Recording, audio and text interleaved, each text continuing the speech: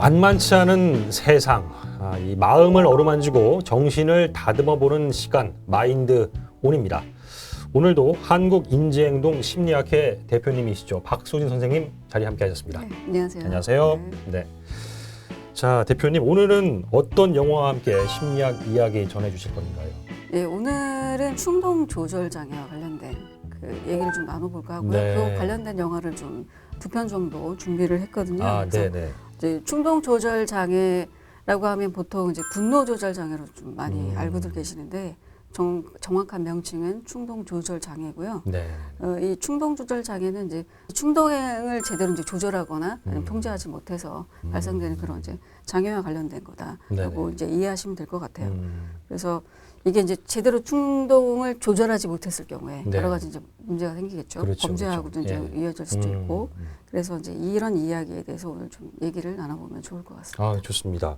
이 울분이라든가 증오가 쌓이면 순간적으로도 그 심리적 압박이 커지긴 할 텐데 이 충동 조절이 안 되는 상황, 이 충동 조절 장애 정확히 어떤 질환인가요?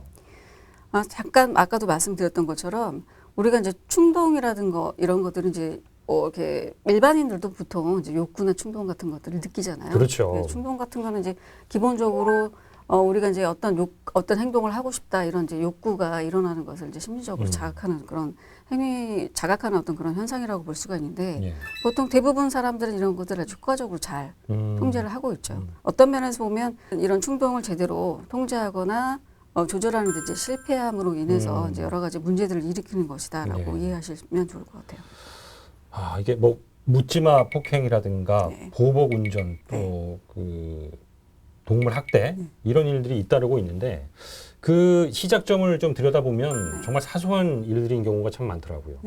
그 경찰청 자료에 따르면은 범죄에 적지 않은 사례가 이 우발적으로 홧김에 벌인 일이었다 이렇게 조사된 경우가 많던데 이게 충동 조절 장애와 이런 범죄들이 어쨌든 연관돼 있는 거죠.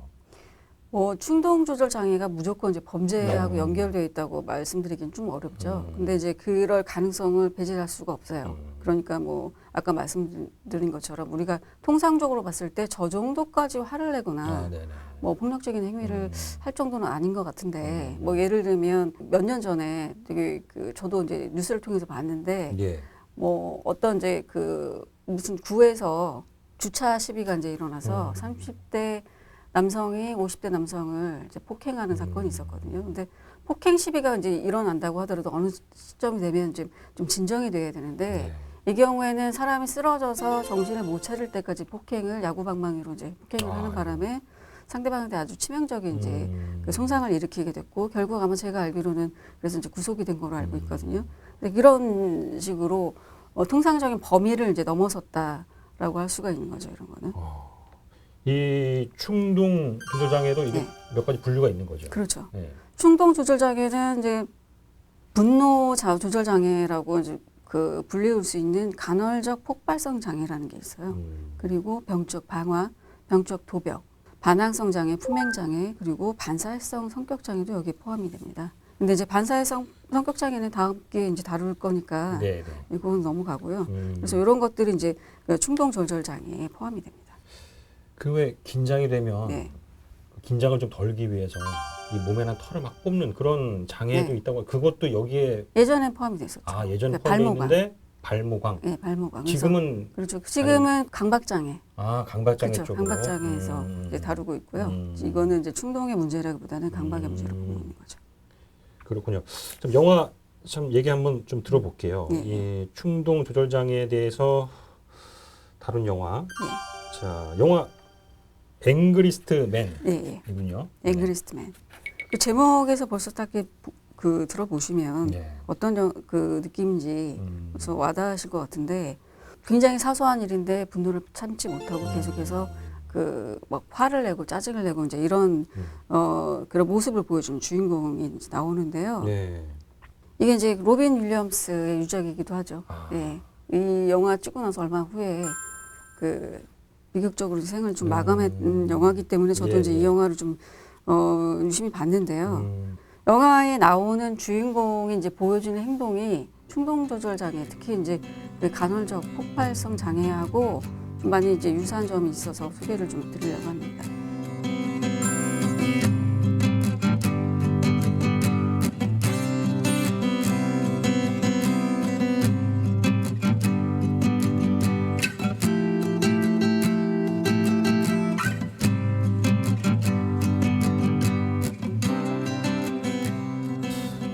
그러니까 순간순간의 상황을 참지 못하는 거군요. 견디지 그렇죠. 못하고. 네. 근데 이 주인공 네. 왜 이렇게 화가 많은 사람이 됐을까요? 그래서 이제 이분이 그 아들이 이제 예. 죽게 되고 그로 인한 충격으로 인해서 아, 그때부터는 좀 변화가 그러니까 성격적으로 변화가 되는 거로 나오는데요. 네. 실제로 보면 이분이 또 이제 뇌에 어떤 이제 종양이 발견이 되고 하면서 어떤 질병이 있어서 그로 인해서 어떤 이제 분노를 제대로 조절하지 못한 것이 더 아닌가. 예민해질 수는 있죠, 그런 그렇죠. 부분이. 예. 예. 다 뭐 불행이 좀 느닷없이 닥치긴 했었군요. 그렇죠. 뭐 네네. 아들의 그 예. 일도 있었고 네. 그런 뭐 상처라든가 절망 같은 게 계속 이렇게 침착되고 분노로 이제 그게 그렇죠. 좌절감 표출이 될 이런 수도 것들이. 있고. 예. 근데 어느 정도 좀 납득할 만한 그런 사유다라는 네네. 생각이 들긴 하는데 네네. 일반적으로 이 영화 네. 속 얘기 말고 일반적으로 이런 장애는 어떤 이유에서 좀 기인을 하나요? 그 충동 조절 장애에 대해서 원인이 아주 명확하게 밝혀지지는 않은 것 같아요. 그렇군요. 네. 보통 굉장히 유전적인 거, 생물학적인 유전적? 거, 네, 유전적인 것도 있고 생물학적인 부분, 그다음에 환경적 요인 뭐 다 이제 고려를 해봐야 되는데요. 네네. 그 중에서도 이제 뇌하고 관련돼서 전두엽이나 이제 변연계나 이쪽에 있어서의 문제가 있지 않나 이제 이렇게 보기도 하거든요. 근데 변연계는 감정을 주로 이제 그 감정과 관련된 그 뇌의 영역이고요. 네. 전두엽은 그 감정을 관리하고 통제하는 그런 역할을 하거든요. 네. 두 그 영역들이 제대로 역할을 제대로 못하거나 아니면 신경 전달 물질이 제대로 그 전달이 좀 잘 안 되거나 이런 문제가 생겼을 경우에 예, 예. 충동 조절 장애가 이제 생기는 것이 아닌가 이렇게 설명을 하기도 해요. 전두엽 기능이 좀 네. 떨어지면 그렇죠. 그럴 수 있다. 그렇죠. 아니 왜 이것도 노화의 한 부분인가요? 아니면 왜 떨어진 걸까요? 기능은? 여러 가지 이유가 있을 수 있어요. 전두엽은요, 우리 뇌 중에서 가장 늦게까지 그 발달이 되는 부위거든요.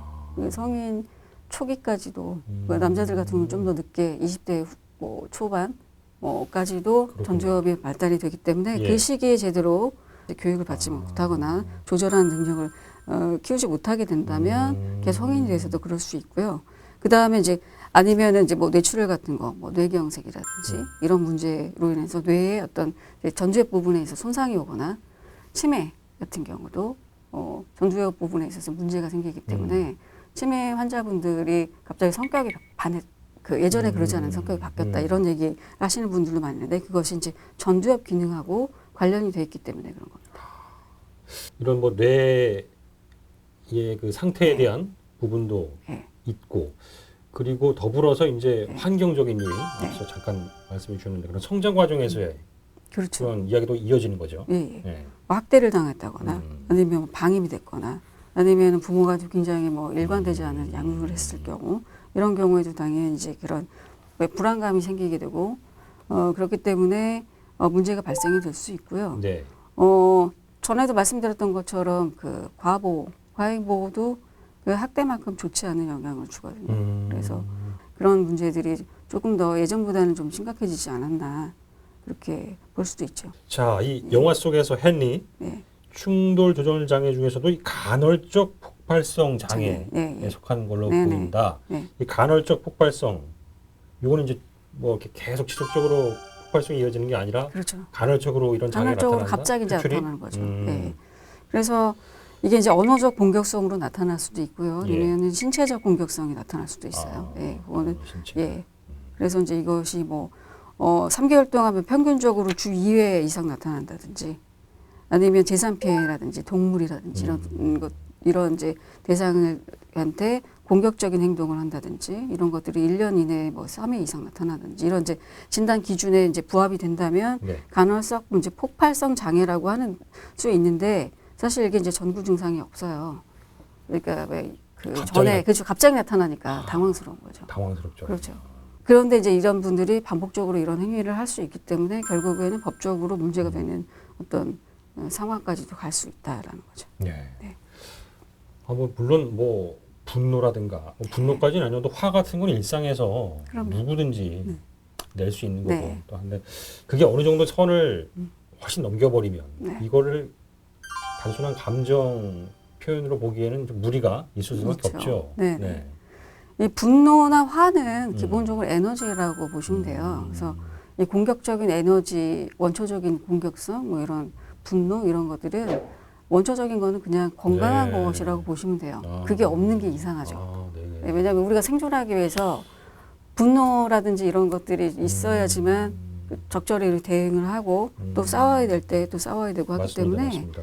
그거는 좋은 거지. 그건 당연히 필요한 거지만 음. 아까 말씀드렸던 것처럼 과도한 게 문제가 되는 거죠. 그리고 제대로 통제가 되지 않은 상태에서 그러니까 인지적인 어떤 관여, 네. 인지적인 관여 없이 그냥 발산되는 거. 아, 그런 것들이 이제 위험하다고 볼 수가 있는 거죠. 이게 그 분노 조절 장애 그 진단이 네. 좀 생각보다는 많이 좀 엄격하다고 하던데요. 네, 예. 그러니까 그럴 수밖에 없죠. 우리가 그냥 일시적으로 한두 번 화내는 걸 가지고 우리가 분노 조절 장애다. 아니면 뭐 이런 이제 어떤 장애라고 이름을 붙일 수는 없죠. 그러니까 아까 진단 기준에 이제 부합이 되는지를 예. 좀 봐야 되고 또 뭐 검사라든지 여타 이제 이런 것들을 다 종합적으로 우리가 살펴볼 필요가 있습니다. 그럼 진단을 내리는 네. 과정이 좀 길어질 수도 있나요? 혹시 관찰을 계속 하거나 뭐 이렇게 그런 시간도 필요한가요? 아니면 관찰보다는 이제 네. 검사를 해야 되고요. 객관적으로. 그다음에 이제 그 전문가가 이제 면담을 하게 되고 과거력이라든지 이런 것들을 다 살펴봐야 되죠. 네. 그러니까 이제 면밀히 네. 살펴봐야 되는 건 맞고요. 영화 얘기 좀 더 이어가 보면요. 이제 헨리에게 시간이 얼마 남지 않았다. 시한부 네, 선고를 했다. 네. 까지 이제 말씀을 해주셨는데 그 남은 시간이 얼마 남지 않은 상황인데 네. 헨리는 과연 그 시간 안에 그런 감정이라든가 그런 부분을 아우르게 되나요? 어떻게 됩니까? 진행이. 아까 잠깐 말씀을 드렸는데 네. 극적인 변화를 일으켜요. 한번 생각을 해보세요. 누군가가 네. 기자님한테 90분밖에 시간이 없다 인생에. 네. 한번 생각해 보세요. 절망적일 것 네. 같은데. 네. 근데 저는 이제 강의하면서도 이 질문을 많이 하거든요. 한번 생각해 볼 만한 거다. 우리가 어떤 상황에 처해질지 모르는 거잖아요. 그렇죠. 그럴 때 우리가 무엇을 할지에 대한 걸 한번 정도 생각해 보는 것도 굉장히 전체적인 인생을 돌아보고 앞으로 어떻게 살아야지에 대한 것도 있는데 처음에는 되게 이제 가볍게 받아들여요. 그러니까 뭐 농담처럼 헤이 그럴 리가 없어. 뭐 돌팔이가 그냥 하는 말일 거야라고 했는데 계속 이제 그 말이 떠나지는 않는 거죠. 아, 네. 그러면서 곰곰이 생각을 해요. 그러면서 이제 얻은 결론이 가족을 만나야 되겠다. 가족들이랑 화해를 해야 되겠다. 그러면서 가족들을 찾아가게 되고 화해를 하는 시도를 하게 되거든요. 근데 처음부터 이제 이게 원활하게 되지는 않는데 몇 번의 이제 시도를 계속 하게 되고 그러면서 결국 이제 가족들도 이제 마음을 열게 되고요. 당신에게 남은 생이 90분밖에 없다. 이런 이제 그 메시지가 주는 게 굉장히 컸던 것 같아요. 네, 그게. 그래서 시간이 길게 뭐 1년이 남았다, 뭐 2년이 남았다 이러면 네네. 생각이 복잡해질 텐데 짧은 시간 동안 이 시간을 허비하면 안 된다고 생각을 하니까 굉장히 열심히 노력을 하게 되고 그래서 이제 마지막에 가족들이랑 화해하면서 끝나게 되죠. 그렇군요. 네. 우리 생에 단 90분이 남았다면 당신은 무엇을 하겠습니까? 네. 이런 건 이 영화가 마지막에 말씀하신 것도 그렇죠. 되새겨 볼 만하네요. 정말. 네, 남겨준 메시지가 상당히 있는 것 같아요. 자, 영화 하나 더 볼게요. 네, 네. 자, 이번 영화 역시 이제 충돌 조정 장애와 관련된 영화죠. 그렇죠. 네. 아까 말씀드렸던 것처럼 충동 조절 장애에 병적 도벽, 병적 방화 이것도 포함이 된다고 예. 말씀드렸는데 이건 이제 그 방화랑 관련된 거예요. 그래서 이제 유명한 영화죠. 이게 되게 오래된 영화인데 91년도에 만들어진 영화. 그 분노의 역류. 아, 분노의 영화. 네. 네. 그 원제는 이제 백드래프트, 역기로 이렇게 해서 그 역류하는 거. 예. 예. 근데 이제 거기에 이제 그 번역은 이제 분노의 역류라고 했는데요. 네, 네. 이게 이제 그 소방관들 이야기를 다루고 있거든요. 여기서 이제 나오는 방어범들, 방어범들이 있고 그 방어범들 중에 한 명이 이제 그 병적 방화로 추정이 됩니다.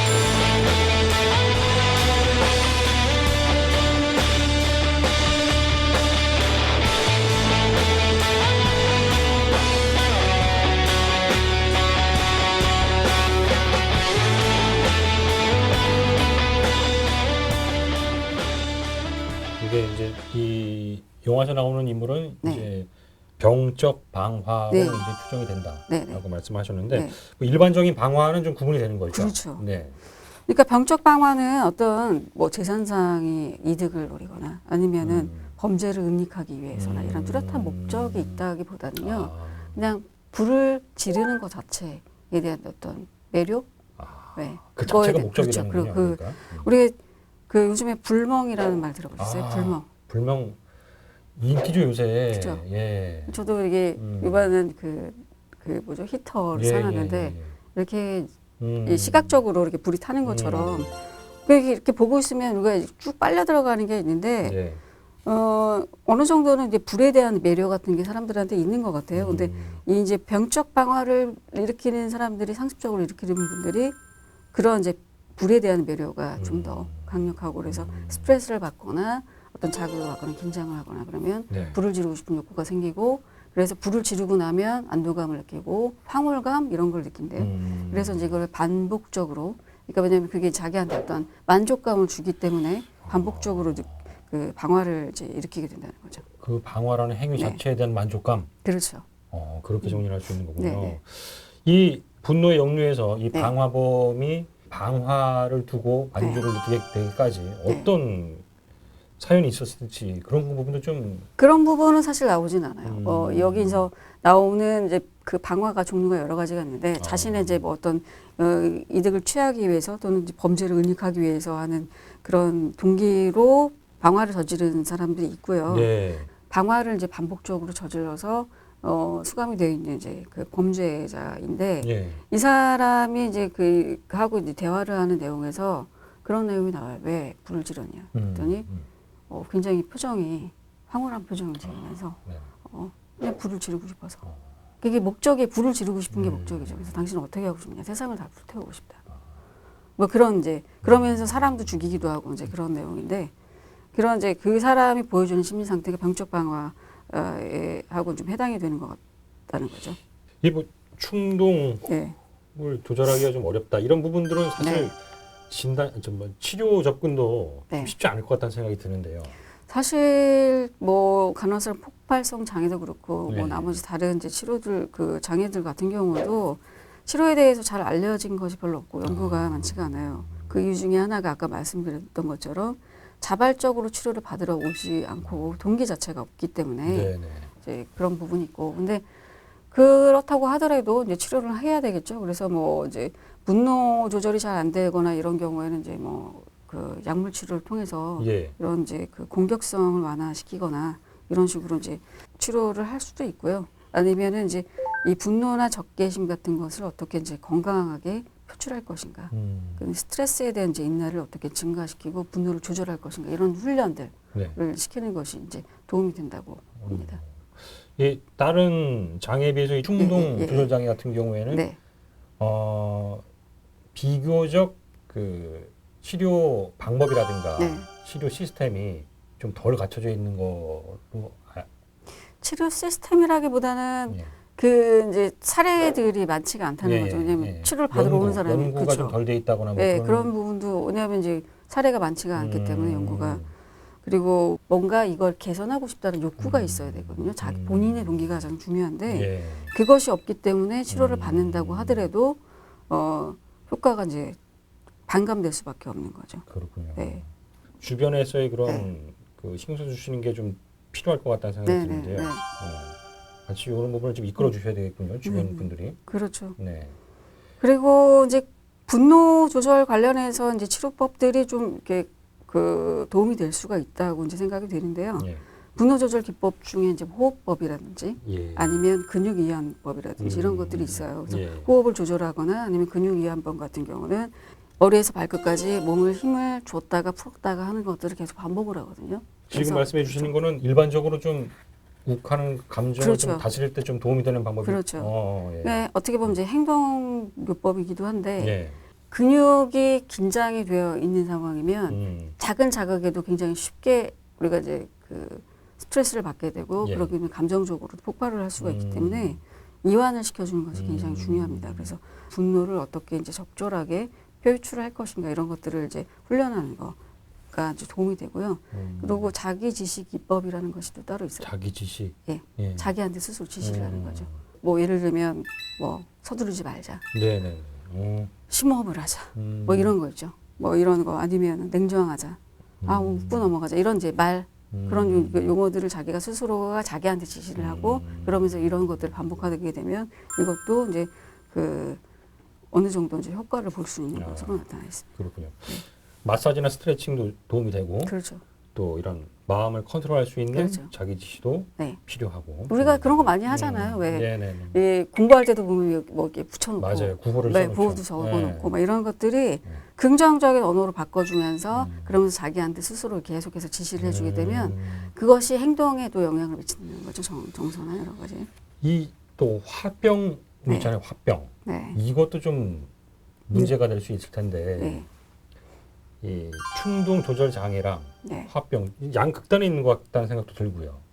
양극단에 있는데 이제 하나는 분노를 그냥 막 즉각적으로 발산하는 거, 한쪽은 너무 이제 억누르는 그렇죠. 거 이제 두 가지 예. 양상으로 나타나는데 결과적으로 봤을 때는 뭐 화병도 결국 참다 어느 순간 터지잖아요. 그렇죠. 네. 그렇기 때문에 이제 화를 잘 내는 게 중요하죠. 화를 잘 내야 한다. 이 잘이라는 이제 뉘앙스가 자주나 아니면 빈번하게 의미가 아니고 정말 건강하게. 그리고 또 한편으로는 그 분노의 근원이 어디서 오는 건지 좀 생각해 봐야 돼요. 이게 되게 보면 부정적인 생각. 사람들이 나를 무시한다. 그런 말들 많이 하시거든요. 나를 무시해. 그러니까 상대방이 그냥 가볍게 던진 그 농담 한마디에도 상처를 받고 그러면서 이제 그것 때문에 이제 분노가 폭발이 되는 경우가 많기 때문에 그런 것은 아닌지 점검해 보는 거 이거 되게 중요합니다. 그런 부분들 감정이나 그 화나 분노를 네. 어떻게 표출을 하는 거 그것도 이제 건강한 방법을 찾아가는 그렇죠. 게 네. 아주 좋군요. 네. 좋은 방법입니다. 그런 이제 훈련들을 계속 하다 훈련들. 보면 네. 이런 것들도 많이 이제 경감이 될 수 있죠. 네. 네. 알겠습니다. 오늘 대표님과 함께 네. 영화 이야기를 나누면서 네. 정신적인 또 질환들을 좀 다뤄봤습니다. 네. 이게 좀 자존감이 높으면 감정 컨트롤도 좀 잘 될 수 있다. 이런 얘기도 있더라고요. 좀 뭐 연결이 돼 있다고 연결되는 볼 얘기- 수가 있죠. 거죠. 자존감이 높다는 것 자체가 네. 자신에 대해서 좀 긍정적인 생각을 한다는 거라고 볼 수도 있기 때문에 자존감이 높거나 아니면은 자기가 이제 기본적으로 그 어떤 객관적이고 합리적인 생각을 갖고 계시는 분들은 부정적인 것이 오더라도 그것을 다시 객관적으로 볼 수 있는 예. 전환할 수 있는 능력이 있다고 볼 수가 있는 거죠. 알겠습니다. 자, 이거 뭐 좀 더 이 성숙한 감정 표현으로 상대를 좀 배려하고 인정하는 모습이 우리 생활 속에 윤활유가 될 수 있다는 점을 좀 기억해 주시면 좋겠습니다. 자, 대표님 오늘 말씀 감사합니다. 네, 감사합니다. 네. 네.